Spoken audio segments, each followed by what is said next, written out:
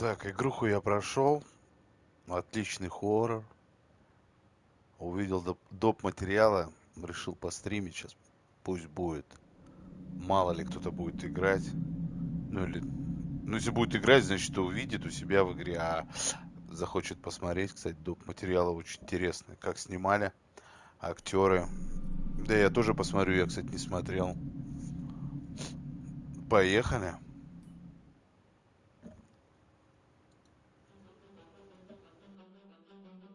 I am Hayden Panettiere, and we are here at the studio recording Until Dawn. My name is Rami Malek, and I play Josh. My name is Megan Martin. My name is Brett Dalton. My name is Antonella Lentini, and I played Hannah and Beth. My name is Jordan Fisher, and I play the character Matthew, Matt for short. I'm Nicole Bloom, and I play Emily in the game. My name is Noah Fleiss. I am Galadriel Steinman, and I play Ashley.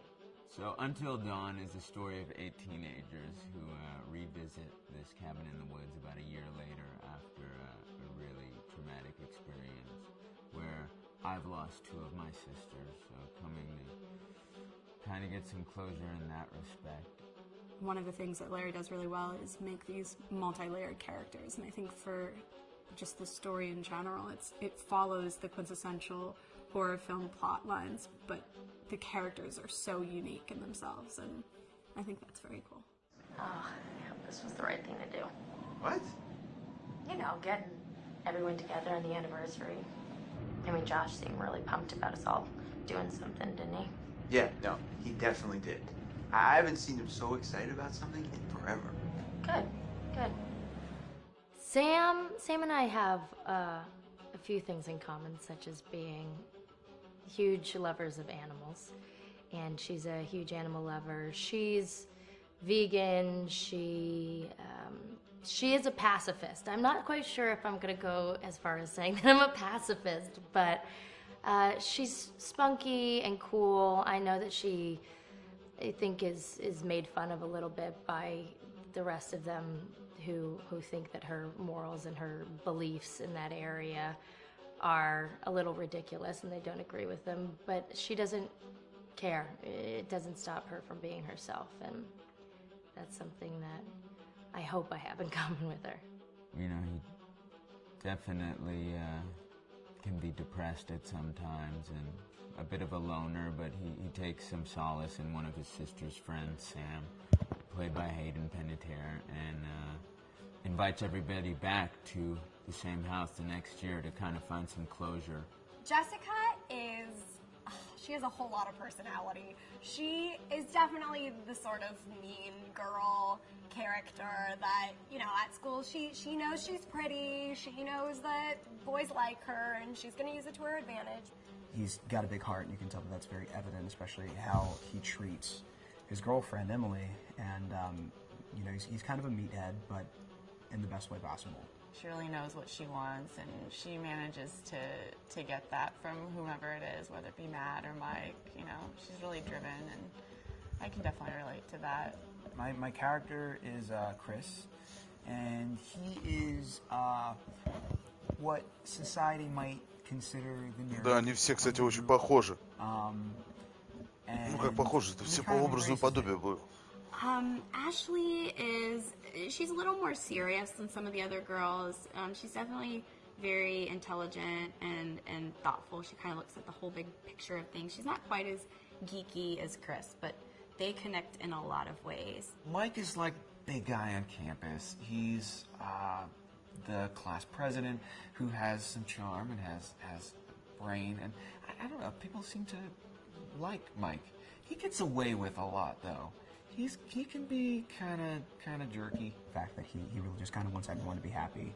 When he wants her, he's a people pleaser, and it's I can definitely attest to being, you know, that guy. I'm always the friend that wants everybody to be happy and wants everybody to be taken care of, and that's definitely Matt. But also, like, this character is just so fun. I rarely get to play the bitch, and so it was really fun to do that. The spirit of things, seriously, what's wrong with you? I'm just trying to lighten the mood, Em. Don't be like that. Like what? The way you're being. You always get like this. I just think this is just the coolest thing to be a part of, and I just think it's going to take the world by Этого storm. чувака прям круто там нарисовали. The future, and I think that once people see the potential behind it, of getting to interact with the drama that you're witnessing unfold in such a realistic way, that this is how entertainment's going to be from now on. Все понятно, так. Действующие лица, создание сцены. Да, почему нет? Отлично. Go. Hi, this is Lee Robinson, production designer on Until Dawn. The production design for Until Dawn started with the great teen horror script that sets the characters in a Canadian winter mountain lodge, being a contemporary setting with visual clues derived from classic films of that genre, such as Hitchcock's Psycho and Stanley Kubrick's Shining. The storyboards are vital to the production design, as it allows the designer to understand the scale of the environments to be made and the detail that will be seen to create the atmosphere of a horror. This took us into concepts that took these storyboards further, visualizing the world through the color palette, the lighting, tone and the mood, and developing key locations such as the lodge, the cable car stations, the forests themselves, the wilderness. As you can see, the environments and atmospheres change quite a bit from warm and inviting to cold and threatening. The Millionaire's Mountain Lodge was a key example. It was designed to be made from nearby stone and timber, embedding it into the landscape, with a contrasting and contemporary interior needing to be opulent and extravagant. We created dark and claustrophobic corridors with ominous and large open spaces, almost cathedral-like in size, and with huge structures to silhouette and dwarf the characters within, providing a labyrinth to explore and wander. Each character was developed with a strong visual identity in mind, with contrasting colours, tones and silhouettes to identify them, each to have their own texture, pattern and shape, so that when they were lined up you could always identify them. The costume designs allowed a range of clothes that would suit them for the cold winter weather, but also have an element of style and individualism, so that the audience could look at them and relate, recognizing themselves within them. A lady would like to cuddle up with her man by a nice cozy fire bathed in atmospheric mood lighting. Right. It'll get plenty toasty once we're rubbing up against each other. Mike? Yeah. Fire and mood lighting. Yes. Working with the lighting artists, we really brought the look and feel of the world together, and this required a thorough understanding of the visual language of teen horror. A key scene was where all the characters emerge out of the rear of the lodge chasing Hannah. A contrast is evident straight away from the exterior wilderness to the warmth of the lodge. The attention to character lighting here is through the bounce and rim lighting, accented colours and composition, creating characters that come from the dark into the light and back again with an emotional effect. Guys, there's someone outside. What the hell? Hannah! What's going on? Where's my sister going? It's fine. She just can't take a joke. It was just a prank, Han.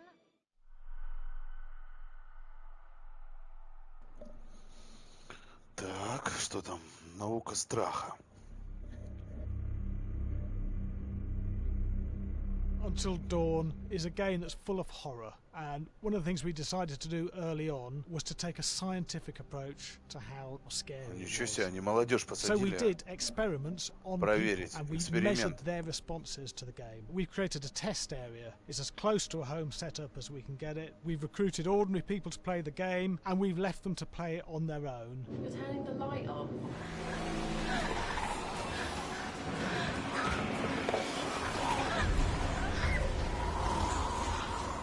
The only difference is it's rigged with cameras and microphones that relay the data through to the next room where people are watching them play. Bracelet here we use for biometric testing. It measures the player's emotional response. It's called a galvanic response sensor. It makes contact with the user's skin and it measures the electrical conductivity across their skin. It's the same principle as an old-fashioned lie detector. When you're stressed, you sweat a little, very sensitive, and picks up tiny changes if the player is feeling anxious or scared. That data's fed back to a testing team, comes through as a graph. I'm so sorry.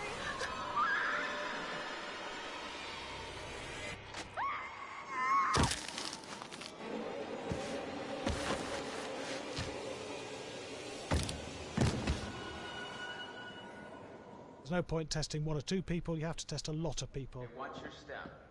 When we have a scare that's consistently has a measurable emotional response, then we knew it was good. If it didn't have that, it goes back to the team for improvement. The data doesn't tell us what's wrong with the scare, it only tells us if it's working or not. Wait, okay, so you hear that too, right? Josh. Here we have a chapter relatively И это early in the правда. game. Только я свет у меня небольшой тут горит. We have to create Точково. tension and anxiety in the player so they are ready to receive the scare.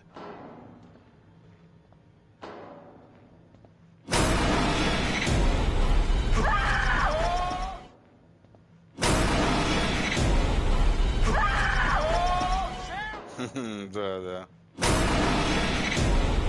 Вот этот момент такой. You have to give the player time to recover, to cool down, to calm down, and then start building the tension again before we do the next scare. Hey. What? Hey. What the hell? Ooh, you just got mugged.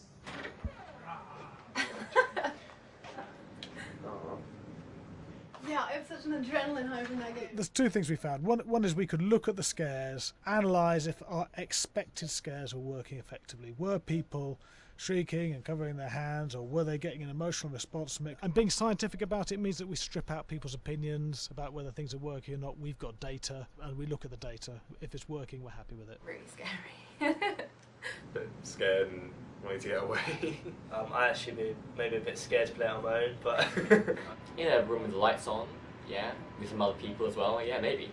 Because I was scared to Да get тут out, хоть со светом, хоть без света and играть. the lights on. It was one of the scariest Если в games наушниках I've played in a моменты while. такие, начинаешь дергаться. Так, 1000 страниц. Сценаристы, походу. Hi, Larry. Hey, Graham.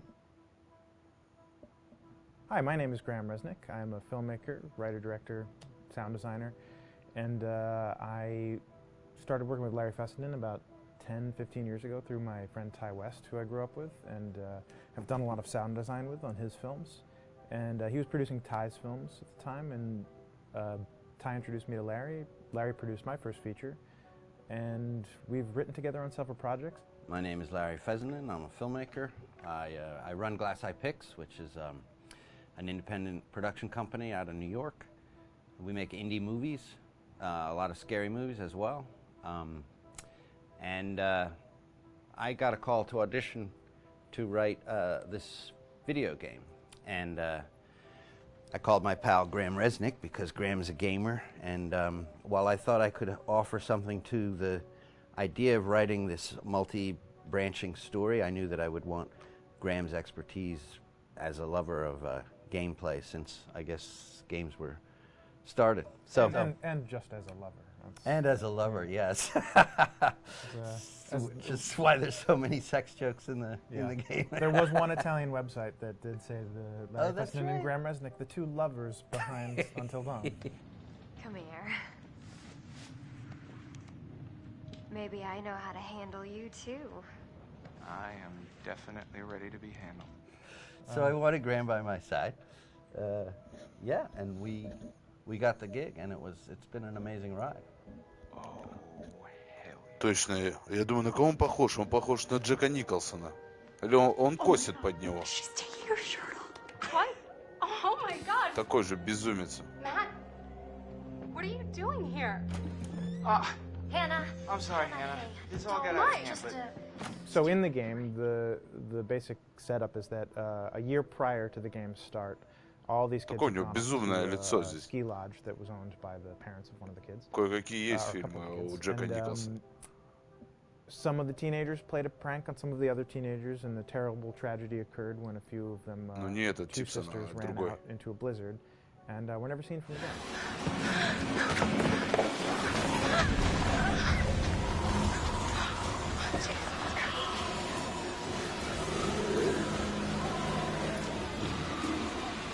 And so now, a year later, this is kind of torn apart, this group of friends. They've have gone through some trials and tribulations in the past year. The brother of the two girls has had a lot of psychological issues, and to kind of help him cope and help them all get over it, they all returned to the lodge a year later, back up on the mountain.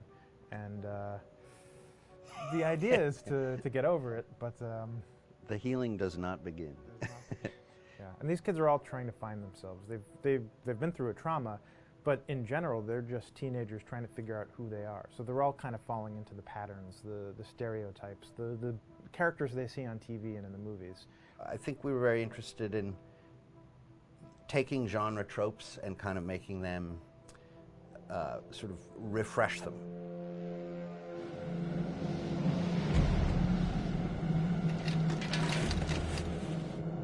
Hey, did you see that? Dad said it'd just be us this weekend. We're familiar with how slasher movies work. Most people have seen some horror movies, and we have established notions and preconceptions about the roles of the players in horror movies and how they talk and how they get killed and how they have sex.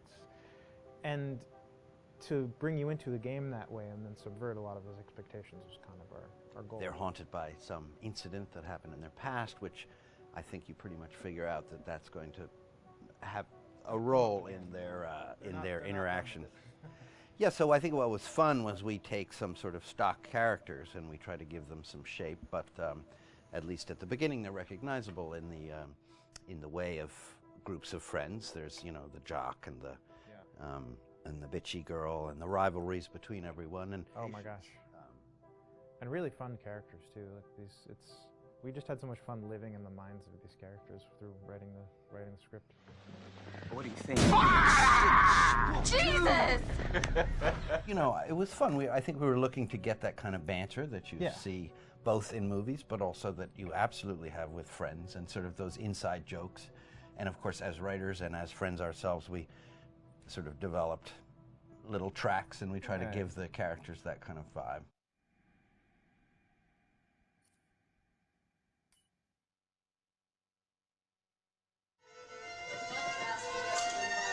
Yeah, fast and violent.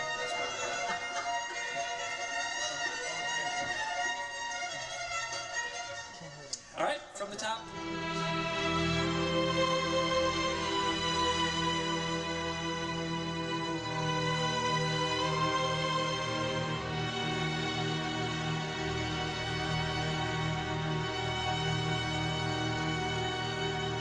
My name is Jason Graves, and I'm the composer for Until Dawn.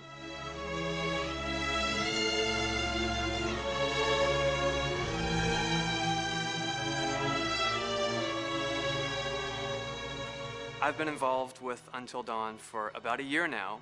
Originally, I was contacted by Barney Pratt, the audio director. I think that had something to do with my lineage of horror games, and hopefully not the fact that my last name is Graves, although a lot of people seem to associate my name with scary music.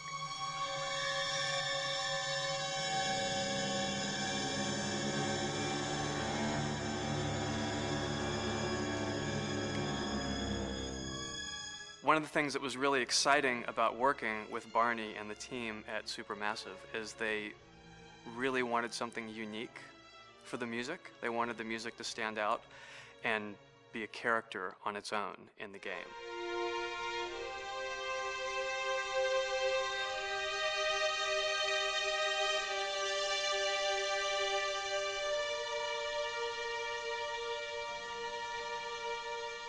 When I'm first starting on a new score, and it doesn't matter if it's film, television, or games, I always end up going to the main theme.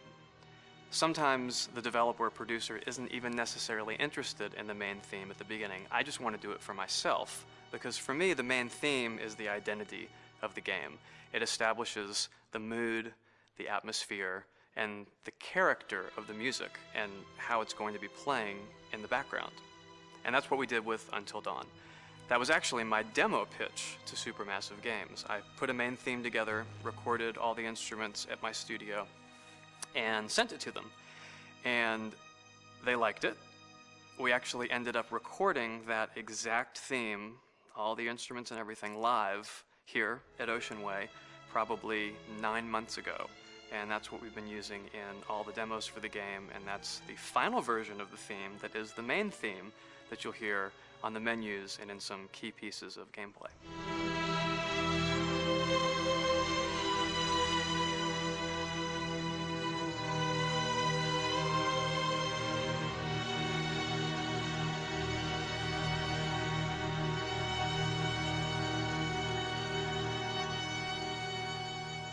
I seem to have made a name for myself in horror.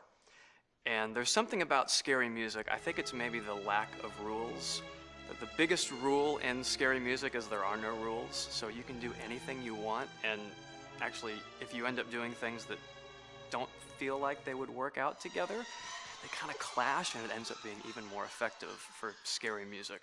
So that's what really drew me to Until Dawn, was the textures, plus writing thematic material that is interwoven with the scary textures. I haven't really done anything like that before. Usually it was just all tension all the time, and that's fun and it's great.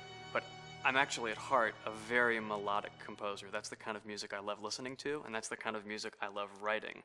That's the kind of music I got to work on in Until Dawn. Very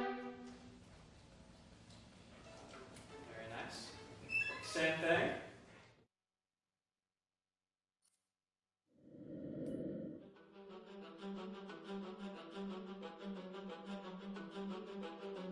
My name is Will Biles, Executive Creative Director of Until Dawn. The first part of getting a believable facial performance in-game is to capture, topographically, the actor's range of emotional expressions as separate versions of the same head.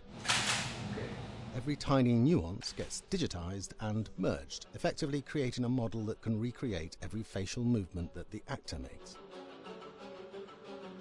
Once the topography has been recorded, the actor's performance itself can be captured by using a predetermined set of marker points, drawn precisely on the face, and a high-def helmet cam, wirelessly linked to capture devices. The camera is the small box where it looks like the microphone should be. Outro Sam. Mark. It records in high def the movement of the dots throughout the performance that will drive the expressions captured earlier.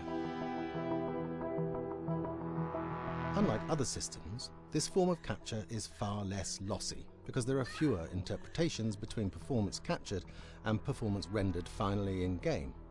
The audio is also recorded via two separate lavalier mics attached to the helmet.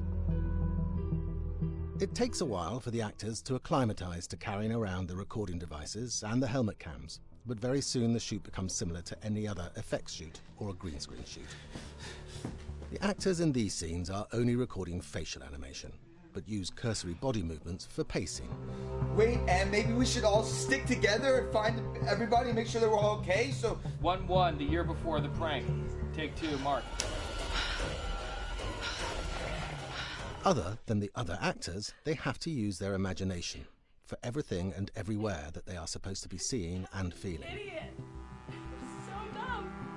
From a hot midday studio in Los Angeles to a freezing midnight mountain in British Columbia.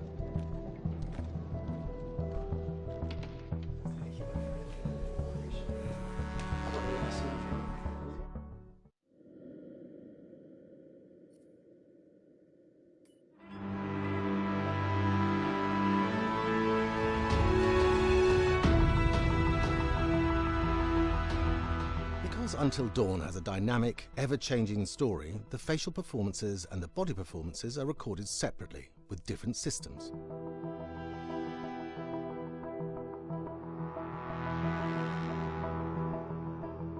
With the body capture, we use reflective bead suits and an infrared camera matrix system that drives the CG bone hierarchies in our character models. These performances cover everything from character locomotion, scene-specific performances and stunt work, most of which was recorded at studios in Pinewood and Shepperton, near London. Anna! Hello? Combining all the elements seamlessly in the final game becomes a formidable editing and logistical task. Every variation, both physical and emotional, must be combined in these multi-edits. Scaffolding props have to stand in for the sets. because the hundreds of infrared cameras have to be able to see all of the reflective beads on the actor.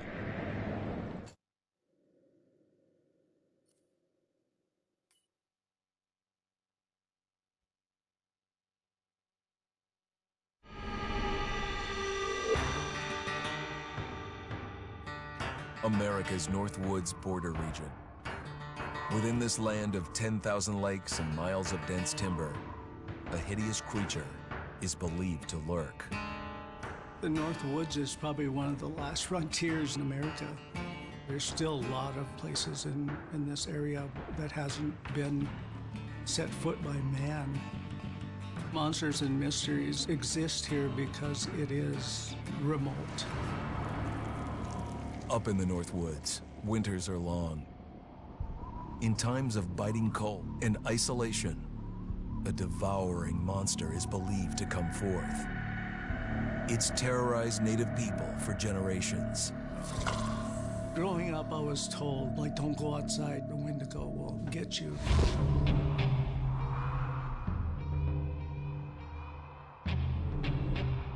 Among the traditions of the northern Algonquin tribes is the Wendigo, a monster that can seize hold of a person to carry out its hunger for human flesh. Many Native Americans fear even talking about this Wendigo, and even the mention of the name will let the Wendigo find out where you are, and it will open you up to be possessed by this Wendigo. The most famous case of a Wendigo possession took place in 1879. In the deep woods outside of Edmonton, Alberta. Swift Runner, a Cree Indian, was a trapper and a guide. He had left town the previous autumn with his wife, 6 children, and his mother. But when Swift Runner returned in spring, he was alone. Swift Runner came into a nearby village telling this heartbreaking tale. I had to watch them starve to death. Of his family being killed by starvation, and that he was the only survivor. My whole family gone. It wasn't hard to understand a family falling victim to a brutal winter. To even not. Yet something was suspicious about Swift Runner. He was a strapping man, and he came into town weighing over 200 pounds. It didn't look like somebody who had just weathered a terrible winter. He wasn't malnourished, didn't look like he was starving. He looked healthier than ever. After a few nights, it became clear that something was wrong. He started having night terrors, screaming in his sleep. I am the Wendigo! Villagers alerted the police. Swift Runner actually guided them back to his winter cabin. When they got there, that's when they saw the true horror.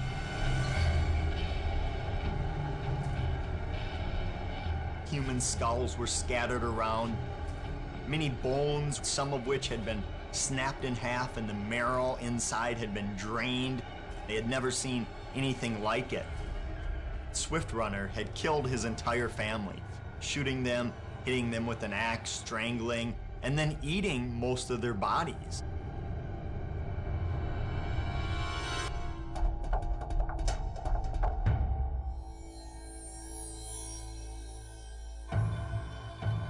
Right up until the moment the noose was on his neck, Swift Runner swore the evil spirit of the Wendigo had possessed him and twisted him into a cannibal killer. When he was on the gallows, Swift Runner himself said, "I am no longer a man."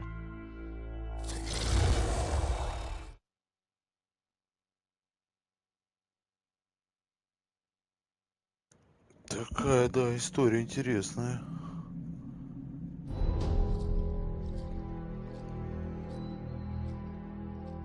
Just move over there. Go on, move. Let me say what I came to say. I'm here to tell you what you're up against being back on this mountain. You should never have returned. I don't know why you did after what happened last year. You mean with Hannah and Beth? Yeah, how could you know without being involved? I don't take kindly to you kids coming up here to my mountain. Your mountain. The mountain don't belong to me, it's true. But it don't belong to the Washingtons. This mountain belongs to the Wendigo. Hi, this is Lee Robinson, production designer at Supermassive Games. Understanding the ancient myths of the Wendigo was key for their development that helped the visual look. Through sketches and concepts, these elements were visualized, such as eyes being milky, almost dead, with loss of lips and eyelids due to frostbite, fangs growing and arms and legs getting longer, with skin hardening and thickening to look snarling and menacing, yet withered and lean. What the hell was that? Another piece of... Fingers and toenails extending like claws, allowing them to climb effortlessly. We made them look gaunt and weathered, and having ragged remains of clothes they wore. Blood-stained and rotten, with patches of hair still remaining, they retained strong skeletal limbs, which enable them to be agile and quick through the environment. Where are you? My name is Jamie Gallipo, animation director at Supermassive.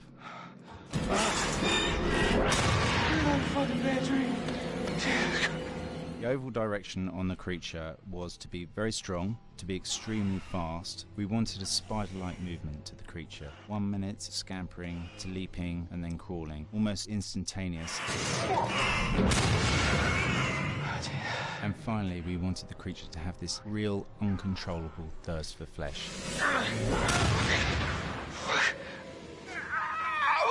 From a sound design perspective, the Wendigo is a real challenge. For the main vocalisations of the Wendigo, we used our own vocalisations, various different animals from the exotic to the farmyard, various plugins and processes to gel these sounds together and keep a human resonance behind that voice, telling the backstory of the Wendigo.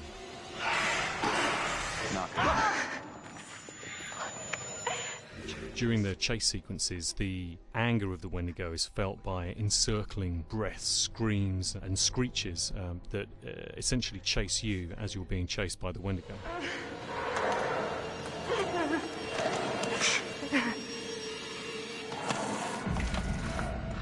We would layer them up in a multitude of layers, sometimes 15, 20 sounds playing at the same time, to build up the vocalizations for this fearsome creature which is always in attack mode, hyperactive and chasing you throughout the game.